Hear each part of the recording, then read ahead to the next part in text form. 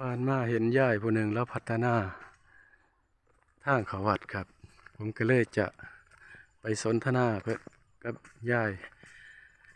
ยายคือขยันเถอะยายคือขยันเถอะวะว่าคือแก้วมันนี่จะดูโอ้บ่คือเกี่ยว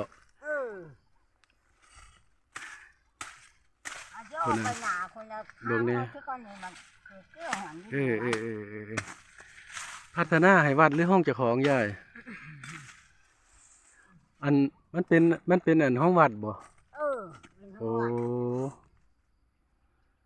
จะแม่นขยันเนาะอยู่กายอยู่บ้านเดี๋ยวนี้ผมอยู่น้องไห้ครับอยู่น้องไห้จะไปเช้าฮะแล้วจะไปเสือโอ้ผมอยู่หน้าผมมันมาซื้อน้ำแข็งก็เลยเห็นยายก็เลยมาเล่นน้ำ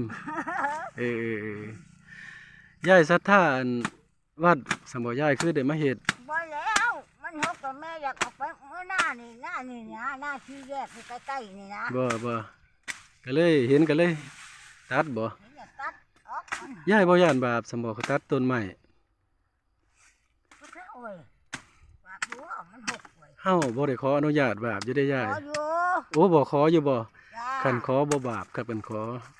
คันอโหสิกรรมบ่บาปดีมันหกมันเพื่อกับเกี่ยวต้นไม้เลยแล้วมานี่เฮามาวัดอันยายมาคู่มืออยู่บ่มาอยู่บ่เพิ่นเทศน์ให้เฮาฟังอยู่บ่เทศอยู่เพิ่นอันเผยพระธรรมให้เฮาฟังแนวใดยายออกพรรษาก็มาอยู่บ่ยายฮู้จักแล้วบ่อันธรรมะหมายถึงอีหยังรู้จักแล้วบ่ฮู้จักแล้วพระพุทธเจ้าตรัสรู้อีหยังยายจักบ่เนี่ยเพิ่นเทศน์อีหยังให้เฮาฟังซั่นออกพรรษาก็เทศน์แนวใดเพิ่นเทศน์เฮาคือสิเข้าใจพระธรรมซั่นยายเฮาคือสิเข้าใจพระธรรมซั่นน่ะเฮามาวัดอยู่แต่ว่าเฮาบ่เข้าใจพระธรรมแม่นบ่เฮ็ดจังไดเนาะบัดเนาะพระธรรมก็คือตัวเฮาเด้ยายผมสนทนาน้ำซ้ำนี่ได้ยายเด้อมันแล้วมันเพื่อกับเกี่ยวเพื่อที่มันออกมาอยู่แล้วครับจังซี่แหละครับทุกท่านนี่คือพิสูจน์ให้เห็นว่าเจ้าผู้เท่านั้นว่าได้เข้าใจพระธรรมอีหยังมาวัดทุกมื้อครับมาก็มาด้วยความมืดเมื่อก็เมื่อด้วยความมืดจังว่าผมถือโอกาสขันเห็นกับสนทนากันเพื่อจะเป็นสักขีพยานครับบ่แม่นใส่ร้ายกัน ถ้าผู้บวชบ่ศึกษาพระธรรมบ่ขัดเกลากิเลสก็จะมีกิเลสเต็มตัวครับบ่แตกต่างกันกับกล้วยน้อยเกลือขี้ตมครับกิเลสมันจะติดตัวเฮาบ่ศึกษาพระธรรมกับบ่เข้าใจพระธรรมครับบ่สามารถจะเป็นที่พึ่งของตนได้และก็เป็นที่พึ่งของชาวบ้านครับชาวบ้านก็มาส่งข้าวส่งน้ำมาบูรณะปฏิบัติพัฒนากันไปซื่อๆครับ